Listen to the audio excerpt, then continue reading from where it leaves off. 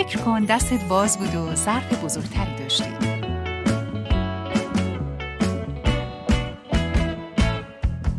یا اگر دستت باز بود، کمی کتابخونه‌ات بزرگتر میشد.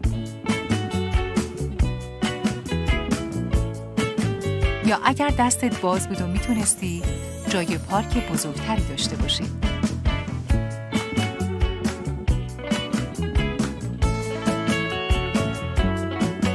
حالا با یخچال فریزر باز واقعا دستتون بازه.